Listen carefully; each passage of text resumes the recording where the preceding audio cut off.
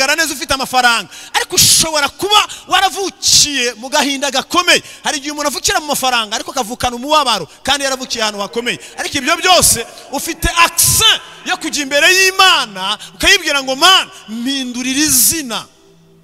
Imana iguha umugisha. Icya gatatu yarasabye ngo ukuboko kwawe kwiza nikuze kubane nanje. Icya kane yasabye yaravuze ngo ukandinda ibyago ntibimbabaze. Nusoma ku murongo wa 10 ngo Imana ngo yumvise gusenga kwe iramusubiza. Haleluya.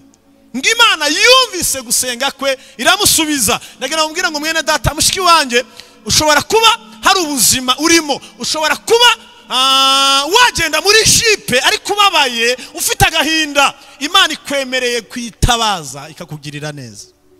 Yego, ushobora kuba kandi uri no mu buzima bukubabaje, ariko njyewe ndi busenge na mwene data ari busenge, ariko cyane cyane ni wowe ugiye gusenga uvuge ngo Mana ubuzima ndimo ndabwanze. Wowe ugiye gusenga ugombye kwanga ubuzima urimo. Undi mugabo wa kabiri ni umugabo witwa Yakobo, uzamusanga mu Itangiriro 32. Ni umugabo ngo yari amaze imyaka irenga 21 aba kwa Labani, afite abagore, afite abana, afite imikumbi, afite ubutunzi, ariko ngo agiye gutaha ngo asanga ngo afite nawe izina ribi. Ariko ngo araryanga ngo yumva ngo akajya yumva ngo akarya yumva ngo sizina rimukwiriye, kandi akumva ngo arashaka gutaha kugira ngo azabonane na mukuru we Sawa. Ariko biramugora cyane ngo yumva ngo yanze izina ribi, izina gira ryitwa Yakobo. Hawo ni mu byo go mu mwuka kugira ngo ubyumve neza, yumva araryanze. Yakobo byavugaga ngo ni umuriganya. Nusoma icyo gice cya 32 guhera kuri 23 uzageze kuri 33 harimo ayo makuru ngo yumva ngo araryanze, ngo abwira abagore babiri, arababwira ngo nimwambuke mwebwe mugende, ngo yambutsa n'abana, ngo n'imikumbi ngo nayiragenda, ngo asigara wenyine, ngo asigara ngo hakuno ngo y'icambu cya Yaboki. Mariko ngo afite agahinda mu mutima k'izina rye, ngo ariko Imana imubonye mu mutima ngo ibona afite agahinda, ngo imwoherereza marayika, ngo aje ngo batangira gukirana. Ngo barimo barakirana, ngo Yakobo akajya abwira ngo ndashaka umugisha, marayika akamubwira ngo ndekura, undi aramubwira ngo ndashaka umugisha. Reka ngubwire, yari afite ibintu ariko atagira umugisha. Hari igihe umuntu agira amafaranga n'ubutunzi ariko atarabona umugisha. Yesu ashimwe, Yesu abagirire neza. Hari igihe umuntu atunga amazu ariko atarabona umugisha. Amazu n'amafaranga ni kimwe, n'umugisha ni ikindi, ariko dukeneye umugisha w'Imana, abantu bagiye gutabaza Imana. Yari afite, nusoma Bibiliya kuri 28, yari afite inka, yari afite intama, yari afite ibintu n'ibindi, ariko arimo arabwira marayika ngo ndashaka iki? Umugisha. Kubera iki? Yari afite ibintu ariko atagira izina. Hari igihe umuntu agira ibintu ariko atagira izina. Imana iduha izina. Imana iguha izina. Yashakaga izina ry'uburiganya ko rimuvaho. Yari afite ibintu ariko nta zina agira. Imana ibagirire neza, Imana ibafashe. Hari igihe abantu bagira izina, Satani akamenya ko ari ryo witwa, n'Imana ikamenya ko ari ryo witwa, wenda abantu ntibabimenye, cyangwa se nabo bakabimenya ko ari ryo zina ufite. Ariko muri iri joro ryo gutabaza, Imana iduha izina. Imana iduha izina, Imana iguhindurira amateka, iguha izina. Aramubwira ngo ndashaka umugisha, aramubwira ngo sinkurekura utamaye umugisha. Marayika aramubwira ngo dore bibaye mu rukerera burakeye. Undi aramubwira ngo nibushaka buke ariko sinkurekura. Aramubwira ngo ndekura abantu batadusanga hano. Aramubwira ngo sinkurekura kugeza umaye umugisha. Marayika aramubaza ngo witwa nde? Aramubwira ngo nitwa Yakobo. Aramubwira ngo uhereye none tuzongera kwitwa Yakobo, wiswe Isiraheli. Imana ibaho umugisha. Imana iguhindurire izina, nidutabaza Imana iduhindurire izina. Nasomye agatabo k'umugenzi kabamo amazina atangaje. Habamo ba Bwoba, habamo ba Nizera Buhoro, habamo ba Magambo, habamo abantu bitwa ngo habamo ba mihango y'idini, habamo ngo bamusambanye ngo nabamusambanyikazi, habamo ba Bwoba. Mu gatabo k'umugenzi habamo amazina y'abantu bari mu rugendo ariko bagira amazina. Rega ngubwire ngo izina ufite uyu munsi muri iri joro ryo gutabaza, wanga izina ufite urarizi kandi n'Imana irarizi, mubiziranyeho, ariko bigutera agahinda, bigutere kuryanga. Hari bamuriganya, hari nandi mazina, ariko ubwira Imana muri uyu mugoroba iguhindurira izina, irabikora. irabikora, ubikorane n'umutima wose. Pastor yamaze kuvuga ngo turi mu masengesho yo gushakana Imana umutima wose, ubikorane umutima wose. Iryo jambo umutima wose bivuze ngo ni ibintu uri bukore bikuvuye ku mutima, niko bisobanuye. Ni ibintu uri bukore bikuvuye ku mutima. Imana ibagirire neza, Imana ibafashe. Hanyuma Bibiliya iravuga ngo wiswe Isiraheli ngo kuko wakiranije Imana n'abantu ukagira gute ukanesha, kuko wakiranije Imana n'abantu ukanesha. Uyu munsi hari igihugu cyitwa Isiraheli. Uyu munsi ni igihugu gifite umugisha, ariko cyitwa Isiraheli bikomotse kuri uyu mugabo wari Yakobo akitwa Isiraheli. Yaje kuza guta Abisiraheli bakomoka kuri we. Uyu munsi yahise yitwa Isiraheli ari muri Ganya. Birashoboka ushobora kuba uri umugabo, uri umugore, uri umusore, uri umukobwa, ariko Imana irifuza ko wagira izina ry'umugisha. Imana igumugisha kandi Imana ikugirire neza. Uyu ni Yabesi wanze ubuzima arimo, Imana iramuhindurira. Uyu ni umugabo witwa Yakobo yanze izina rye. Ushobora kuba ufite izina mu isi y'umwuka, hari izina Imana ikwita kandi muriziranyeho n'Imana, ariko iryo zina wabwira Imana ikarihindura kandi birakunda. Wowe uce bugufi mu mutima, dutabaza Imana. Hanyuma ahantu uri ubu butumwa n'ubwumvira mu cyumba cyawe uze gupfukama, ubutumwa n'ubwumvira muri biro yawe uze guca bugufi, vuge ngo Mana ndashaka ko nzi imbere yawe ukampindurira iri zina. Ndumva iri zina imbere yawe, ndaryanze.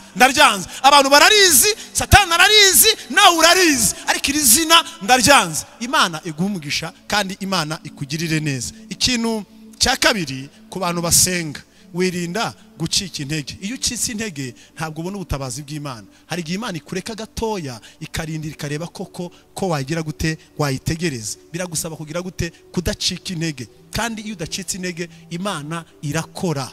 Iyo abantu barimo barasenga mwirinda kudacika intege. Hanyuma abarokore benshi bakunda gusenga ariko gutegereza bikabananira. Hari igihe rwose abarokore bazi gusenga, abarokore bazi kujya mu misozi bagasenga, ariko abarokore gutegereza bijya bibananira. Bigusaba iki? Nitwa Jean Paul Nzaramba nkuko pastor yarabivuze. Hanyuma ntabwo ndumushyitsi cyane mu Gatenga, nkunda kuhaza, ariko Imana ishimwe ko no muri ibi bihe nabwo Imana ikiri inzira. Abambonetse muri uyu mwanya, muri ijoro ryo gutabaza, Imana ihimbazwe. Hanyuma nkorera umurimo w'Imana muri paruwasi ya Nyarugenge, ndubatse, mfite umugore, mfite n'abana 4. Imana ihabwe icyubahiro. Dusome rero ijambo ry'Imana riri mu gitabo cy'umuhanuzi Yeremiya. Turasoma ibice 33, dusoma umurongo wa 3, turawusoma wonyine, ntabwo turi bufate umwanya munini cyane, ariko kandi ni umwanya ukomeye, ni umwanya w'igiciro. Niyo aba ari umutoya, ariko ijambo ry'Imana ntabwo aba rito. Ijambo ry'Imana rigira imbaraga nyinshi, niyo ryavuga iminota 3 cyangwa 5, ariko riba rifite imbaraga nyinshi. Dusome rero Yeremiya 33 umurongo wa 3. Igitabo cy'umuhanuzi Yeremiya 33 umurongo wa 3. Haravuze ngo ntabaza ndagutabara nkwereke ibikomeye birushije utamenya. Uko niko Uwiteka Imana ya Isiraheli ivuga. Iby'amazu yo muri uyu murwa n'iby'inzu z'amanyumba z'abami b'Ubuyuda basenyewe kugira ngo babone uko barwanya aburira ku birundo bitwaje inkota. Imana idufashe. Umurongo nashakaga n'uyu cyane wa 3, nabaza ndagutabara nkwereke ibikomeye biruhije utamenya.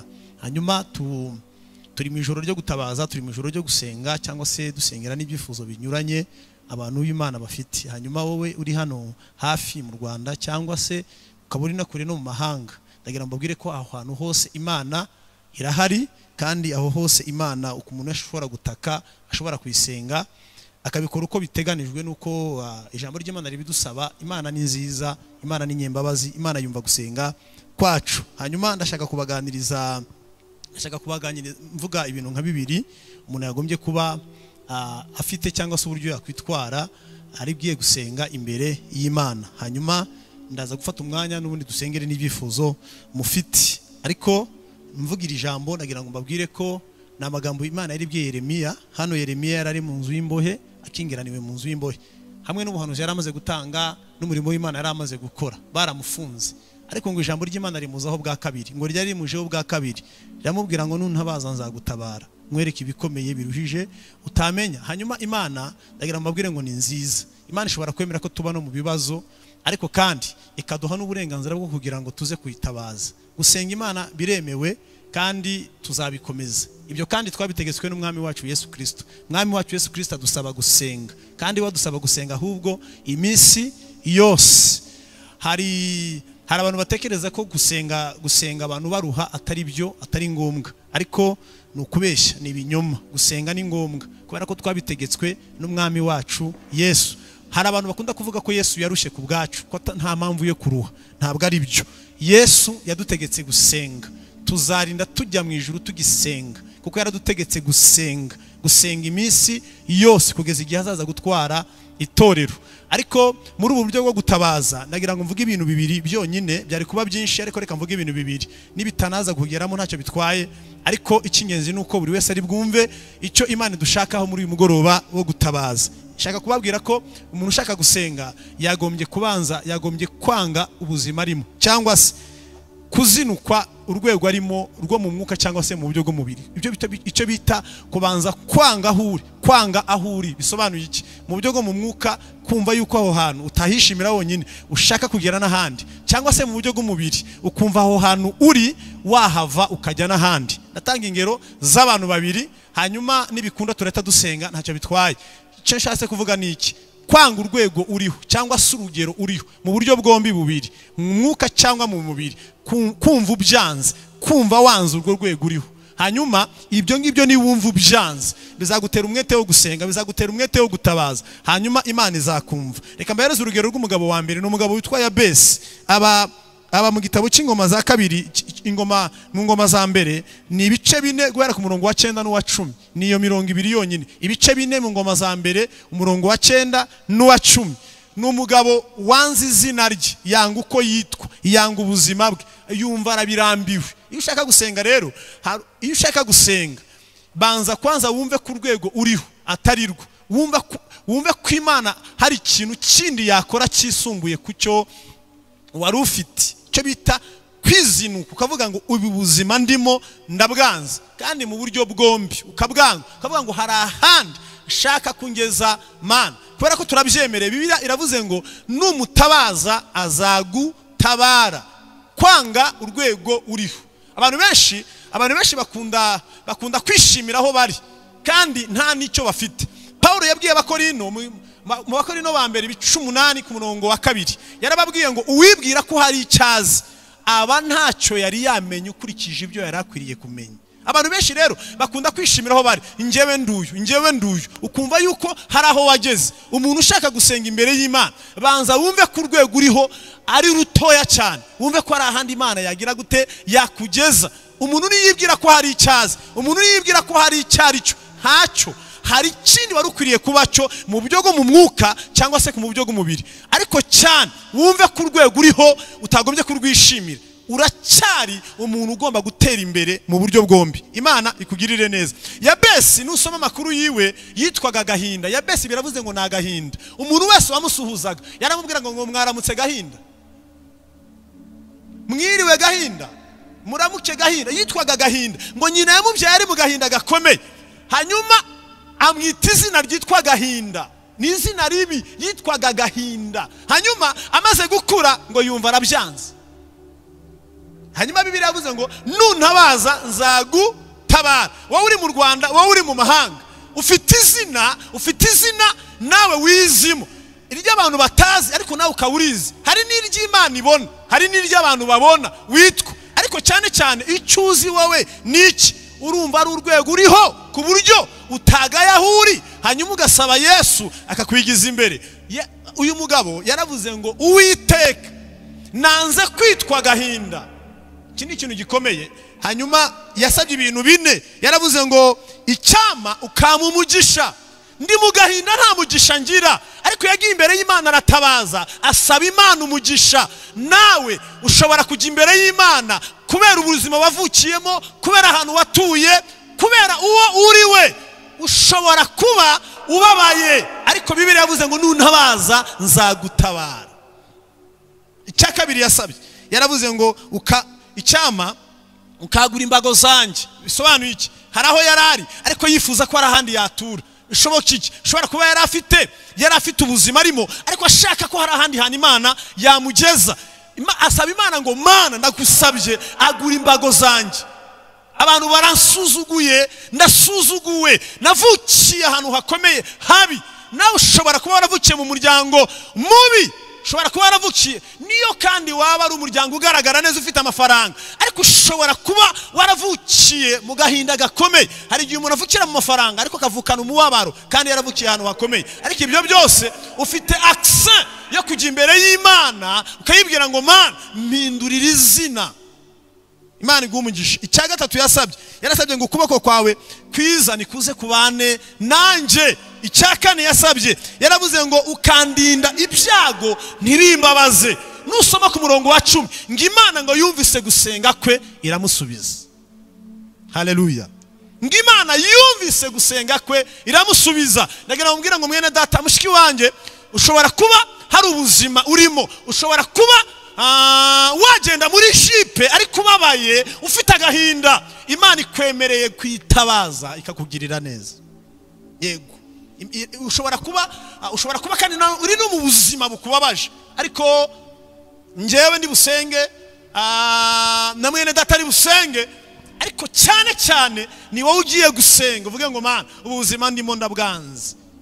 Wowe ugiye gusenga ugombye kwanga ubuzima urimo. Undi mugabo wa kabiri ni umugabo witwa Yakobo, uzamusanga mu Itangiriro 32. Ni umugabo ngo yari amaze imyaka irenga 21 aba kwa Labani, afite abagore, afite abana, afite imikumbi, afite ubutunzi, ariko ngo agiye gutaha ngo asanga ngo afite nawe izina ribi, ariko ngo araryanga ngo yumva ngo akajya yumva ngo akarya yumva ngo sizina rimukwiriye, kandi akumva ngo arashaka gutaha kugira ngo azabonane na mukuru we Sawa, ariko biramugora cyane ngo yumva ngo yanze izina ribi, izina agira ryitwa Yakobo. Hawo ni mu byo go mu mwuka kugira ngo ubyumve neza, yumva araryanze. Yakobo byavugaga ngo ni umuriganya. Nusoma icyo gice cya 32 guhera kuri 23 uzageze kuri 33 harimo ayo makuru ngo yumva ngo araryanze, ngo abwira abagore babiri, arababwira ngo ni mwambuke mwebwe mugende, ngo yambutsa n'abana, ngo n'imikumbi ngo nayiragenda, ngo asigara wenyine, ngo asigara ngo hakuno ngo y'icambu cya Yaboki, ariko ngo afite agahinda mu mutima k'izina rye. Ngo ariko Imana imubonye mu mutima ngo ibona afite agahinda, ngo imwoherereza marayika, ngo aje ngo batangira gukirana. Ngo barimo barakirana, ngo Yakobo akajya abwira ngo ndashaka umugisha, marayika akamubwira ngo ndekura, undi aramubwira ngo ndashaka umugisha. Reka ngubwire, yari afite ibintu ariko atagira umugisha. Hari igihe umuntu agira amafaranga n'ubutunzi ariko atarabona umugisha. Yesu ashimwe, Yesu abagirire neza. Hari igihe umuntu atunga amazu ariko atarabona umugisha. Amazu n'amafaranga ni kimwe, n'umugisha ni ikindi, ariko dukeneye umugisha w'Imana, abantu bagiye gutabaza Imana. Yari afite, nusoma Bibiliya kuri 28, yari afite inka, yari afite intama, yari afite ibintu n'ibindi, ariko arimo arabwira marayika ngo ndashaka iki? Umugisha. Kubera iki? Yari afite ibintu ariko atagira izina. Hari igihe umuntu agira ibintu ariko atagira izina. Imana iduha izina. Imana iguha izina. Yashakaga izina ry'uburiganya ko rimuvaho. Yari afite ibintu ariko nta zina agira. Imana ibagirire neza, Imana ibafashe. Hari igihe abantu bagira izina, Satani akamenya ko ari ryo witwa, n'Imana ikamenya ko ari ryo witwa, wenda abantu ntibabimenye, cyangwa se nabo bakabimenya ko ari ryo zina ufite. Ariko muri iri joro ryo gutabaza, Imana iduha izina. Imana iduha izina, Imana iguhindurira amateka, iguha izina. Aramubwira ngo ndashaka umugisha, aramubwira ngo sinkurekura utamaye umugisha. Marayika aramubwira ngo dore bibaye mu rukerera burakeye. Undi aramubwira ngo nibushaka buke ariko sinkurekura. Aramubwira ngo ndekura abantu batadusanga hano. Aramubwira ngo sinkurekura kugeza umaye umugisha. Marayika aramubaza ngo witwa nde? Aramubwira ngo nitwa Yakobo. Aramubwira ngo uhereye none tuzongera kwitwa Yakobo, wiswe Isiraheli. Imana ibaho umugisha. Imana iguhindurire izina. Nidutabaza Imana iduhindurire izina. Nasomye gatabo k'umugenzi kabamo amazina atangaje. Habamo ba bwoba, habamo ba nizera buhoro, habamo ba magambo, habamo abantu bitwa ngo habamo ba mihango y'idini, basambanyi, habamo ngo bamusambanyi ngo n'abamusambanyikazi, habamo babwoba.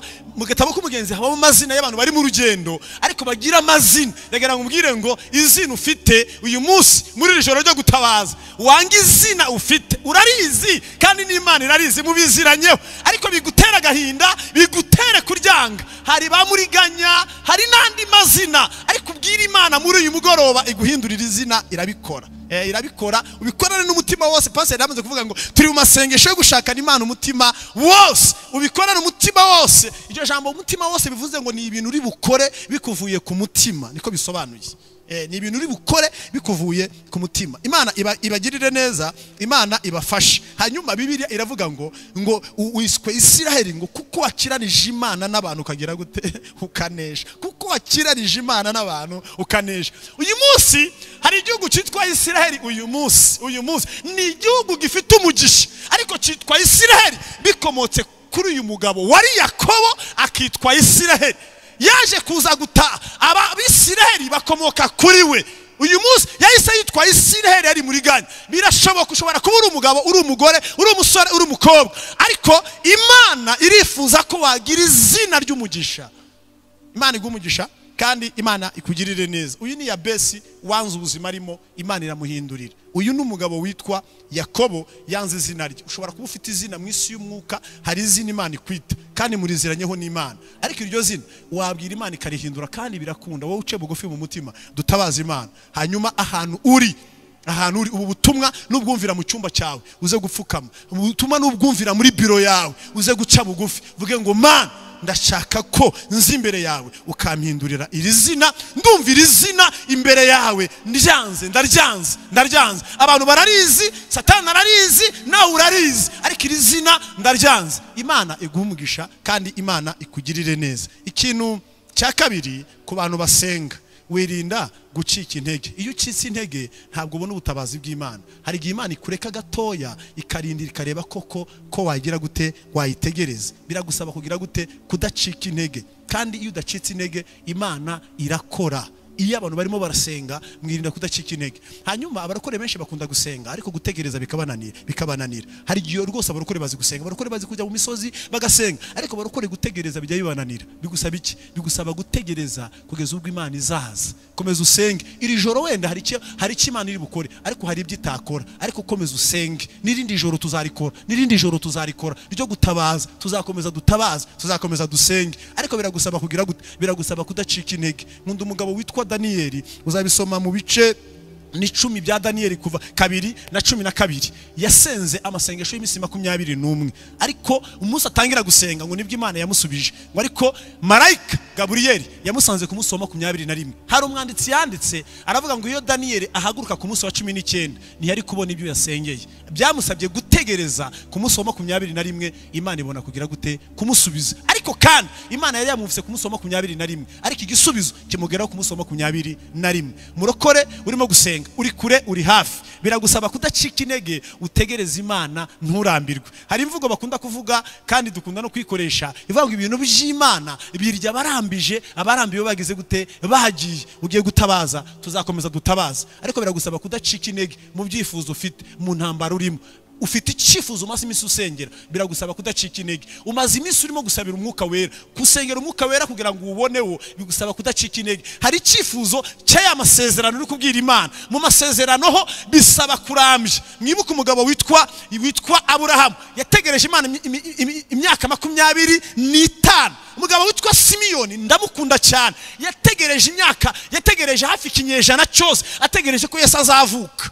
Bisaba iki? Bisaba kutarambirwa. Abisirayeli bandi bararambiwe, ariko Simiyoni Imana imubona gihagaze mu mwanya. Mwuka wera ngo aramubwira ngo ndabona igihugu cyose ari wowe wantegereje n'umugore witwa Ana. Ubwo ari mwe mwantegereje, ntuzapfa utabonye Mesiya, kubera ko ari wowe wantegereje. Bisaba iki rero? Bisaba kutarambirwa, hanyuma Imana izasubiza kandi Imana izakora. Nkunda umugabo witwa Elisa, ari mu gitabo cya 2 cy'Abami bice 2 guhera ku murongo wa 1 kugeza ku wa 10. Ndamukunda cyane. Niwe babwiye ngo sigara hano ngiye Igirugari, ariko hari ikintu yashakaga mu mutima, ngo yashakaga umwuka wera. Aramubwira ngo sigara Gilugari, aramubwira ngo sinsigara Gilugari. Kindi aramubwira ko ngiye Yeriko, wasigaye Beteli, aramubwira ngo sinsigara Beteli, ntibyakunda, sinsigara ndajya Gilugari. No, yaramubwiye ngo sigara Gilugari ngiye Beteli, aramubwira ngo sinsigara Gilugari ndajya Beteli.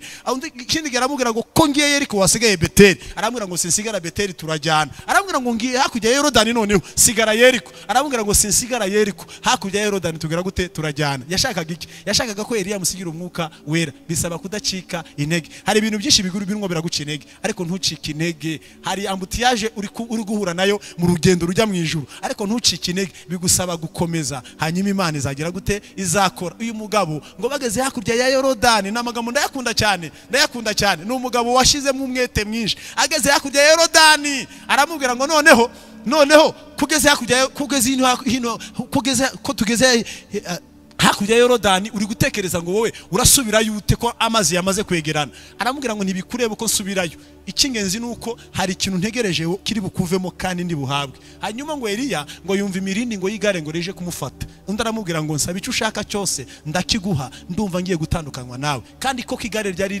rije kumufata. Undi aramubwira ngo ndashaka imigabane ibiri yawe y'iki, y'umwuka. Aramubwira ngo nsabye igikomeye, ariko numbona ngenda uraza kubihabwa. Aramubwira ngo kuva Gilugari, Beteli, Yeriko, Imana yabanye nanjye nkihanganira aho hose, iri bunshoboze no kuza kukureba ugenda. Niko byagenze, yaje kwakira imigabane ibiri y'umwuka, ahindurirwa izina mu buryo bw'umwuka. Abo umugabo utangaje, siniba umuvugeho cyane. Elisa yakoze ibitangaza birenze ibya Eliya bikubye kabiri. Yabaye umugabo ukomeye, na n'uyu munsi mu mateka ya Isiraheli Elisa yabaye umugabo ukomeye. Kubera iki? Mu gusaba kwe no mu kwinginga kwe ntiyigeze acika intege, kandi byamucega intege byari bihari, ariko ntiyacitse intege. Yesu abagirire neza. Ufite ibyifuzo, uri mu masezerano, hari ibintu Imana yakubwiye izakora, hari ibintu Imana yakubwiye izabohora, hari ibintu Imana yakubwiye izakugezaho. Ibyo rero bisaba ngo abantu b'Imana bagire gute, bisaba ngo umuntu w'Imana ahagarare kigabo adacitse intege. Yesu akumpera umugisha, wowe uzumva ubutumwa bwiza, wowe uri bubwumve, wowe uri bubwakire. Imana ihindura ubuzima bwawe, hanyuma igufashe kugira ngo ugire ibyo wanga ku buzima bwawe, ubyange, hanyuma uje imbere y'Imana utabaze. Hanyuma mu buryo bwo mu mwuka Imana iguhindurira izina. Hari amazina mabi abantu bari mu rusengero bagira, ariko we kuyagira, ahubwo Imana iguhindurire igwitwe Isiraheli, cyangwa witwe irindi zina, kandi wakire ubundi buzima bushya. Yabesi yarabwakiriye, Yakobo yarabwakiriye, Elisa yarabwakiriye. Nawe Imana irashaka ko wakira ubuzima bushya. Mwakira ijambo ry'Imana mu izina rya Yesu, amen. Mana yacu turagushimiye ko uduhaye iri teraniro muri uyu mugoroba mwiza w'ijoro ryo gutabaza. Turakwinginze kugira ngo Mwami utugirire neza, utwemereye ko nitugutabaza uzadutabara. Mu izina rya Yesu Kristo nsengeye umuja wawe, nsengeye umugaragu wawe. Hari ibyo yisanze afite, kandi hamwe n'ijambo ryawe hari ibyo atangiye kwanga, hari ubuzima yumvise yanze, ariko uko agiye kujya imbere yawe rero akwinginga, agutabaza, umugirire neza, uhindura izina rye, uhindura ubuzima bwe, mushire mu bundi buzima wishimira kandi ushaka. Iri joro Mwami turarikweretse kugira ngo ubohore abantu bawe mu izina rya Yesu Kristo. Abo Satani yashize mu kagozi, abo Satani yashize muri kashoye, kubwaye masengesho, kubwaye materaniro, turababohoje mu izina rya Yesu. Abantu bawe ubaye ibihe byiza mu buryo bwo mu mwuka, batera imbere ku buryo bw'umubiri, ubagirire neza. Tubone ukuboko kwawe muri uyu mugoroba, tubisabye Imana mu izina rya Yesu Kristo umwami wacu, amen. Yesu abaho umugisha. Haleluya, haleluya. Uyu mugoroba ni umugoroba mwiza wo gusaba Imana ikaduhindurira amateka, ikaduhindurira ubuzima. Kandi tuzi neza yuko iyo twageze imbere y'Imana, uko twahageze siko tuhava, ahubwo hari icyo Imana ikora bitewe n'amasengesho tuba dusenze. Umukozi w'Imana, Imana imuha umugisha, kandi ntago dushidikanya yuko ubu butumwa budasobanutse neza. Imana ihindura izina ryawe, Imana ihindura amateka yawe, Imana iguha irindi zina, kandi nanjye Imana impe irindi zina. Tugeze mu mwanya mwiza wo gusengera ibyifuzo ndetse no gusengera abarwayi, kandi Imana tuzi ko igihindura. Dufite ubuhamya bwinshi bw'iby'Imana yakoze mu mugoroba nk'uyu wo gutabaza. Reka dusabe abo turi kumwe bahaguruke, dufate umwanya wo gusenga Imana, kandi ntago gusenga Imana ari ugukina, ahubwo tuzi neza yuko Imana dusenga irururuka ikabana natwe, ikumva amasengesho yacu, igasubiza ibyifuzo byacu, igakemura ibibazo, ikaduhindurira amazina, ibibazo twari dufite bigakurwaho, ikaduha ibisubizo. Reka dusabe mwarimu Sipiriye adufashe kuzamura ijwi, ariko natwe twese tugiye gusenga Imana. Turasenga, dusengera ibyifuzo dufite, dusengera ibyifuzo by'itorero, dusengera igihugu cyacu, dusengera imiryango yacu, dusengera abarwayi tuzi n'abo tutazi. Dusenga Imana muri uyu mugoroba wo gutabaza Imana yongera ihindure amateka. Karibu muri uyu mugoroba. Haleluya. Tuje imbere y'amaso yawe, tuje kugutabaza kuko tuzi kutabara, tuje kukwegera kuko tuzi ko ubashije. Byuvuga urabikora, kindi uri Imana itananirwa, uri Imana ivuga bikaba, yategeka bigakomera. Wabwiye Yeremiya aho yarakingiraniwe mu nzu y'imbohe, uramubwira ngo uri aho amaboko y'abantu atagera, ariko ukuboko kwanjye kwahagera.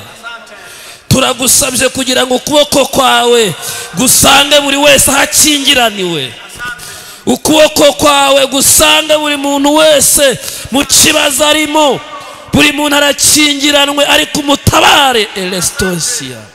Tuje imbere y'ubwiza bwawe, mbaraga zawe ziboneke, cyubahiro cyawe cyururuke.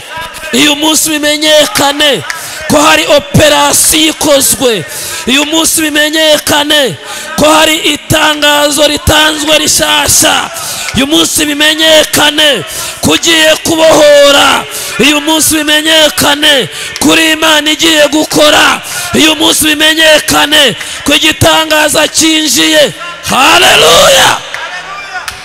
Turagushimye, turagushimye, turagushimye. Yabesi yanze ubuzima yarabayemo, Yabesi yanze izina yitwaga, Yabesi yanze agasuzuguro, Yabesi yikuye mu kiziriko cy'amateka, Yabesi yaravuze ngo birahagije. Hari izina yiswe yumva araryanze, izina ry'amateka. Hindura izina, hindura izina. Uyu mugoroba ikiziriko cy'amateka ku buzima bwacu, mu izina rya Yesu.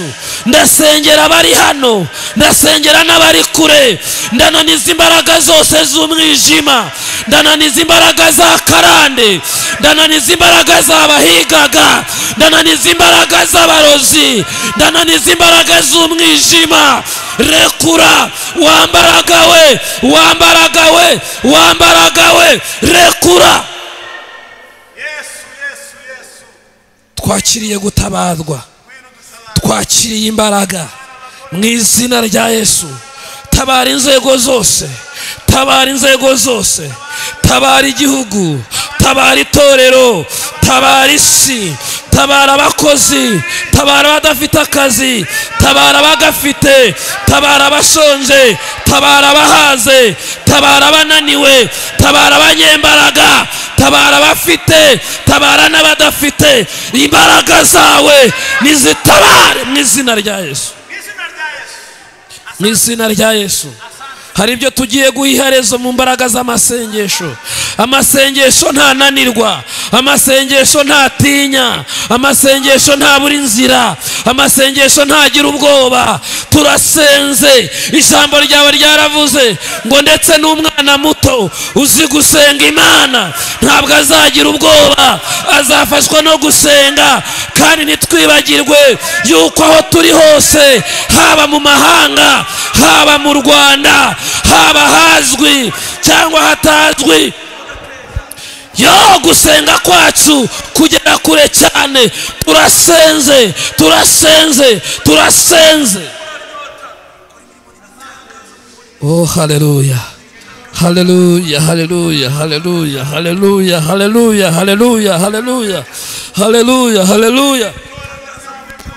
Ndumva hari ikintu kigiye guhinduka, ndumva hari ikintu Imana ikoze, igikoze mu ijambo ryayo, mu izina rya Yesu. Oh, tabara abasaga n'abarambiwe, tabara abasaga n'abananiwe, tabara abasaga n'abagize ubwoba, bakira igitangaza cyawe. Uyu ni umugoroba Imana ikozemo ibintu bikomeye. Uyu ni umugoroba twakiriye igitangaza. Birashoboka ko hari aho wari ukingiraniwe, ariko Imana itanze imfunguzo zo kugukingurira. Wari ukingiraniwe mu magambo, wari ukingiraniwe mu bukene, wari ukingiraniwe mu kugumirwa, wari ukingiraniwe mu ruvugo, wari ukingiraniwe mu kwangwa n'abantu, ariko Imana yari ikubwiye ngo yitabaze. Data, turagushimiye abagutabaje bose bakiriye ubutabazi bwawe. Abaredostirabile, abarembye bakiriye gutabarwa kwawe, abafunze bakiriye gutabarwa kwawe, abananiwe bakiriye gutabarwa nawe. Turagushimiye muri uyu mugoroba. Reka imbaraga zawe zikore cyane, ibirenze ibyo mvuze, ibirenze ibyo sabye, mu izina rya Yesu. Turagushimiye ko utabaye buri wese wari udukurikiye. Imbaraga zawe zikora ibirenze ibyo nsabye, mu izina ryera rya Yesu. Reka inzugi zikinguke, uwari ukingiranwe wese yakiriye operasiyo ikozwe kuri uyu mugoroba, iyo kwanga izina ribi, iyo kwanga izina ry'agasuzuguro, iyo kwanga izina ryari rimumazeho rimutinzeho. Urakoze kuhinduye izina, mu izina rya Yesu. Buri muntu wese umutabaye kandi umugiriye neza. Urakoze yuko ukoze ibirenze ibyo sabye, tubyambaje mu izina ryera rya Yesu Kristo. Amen.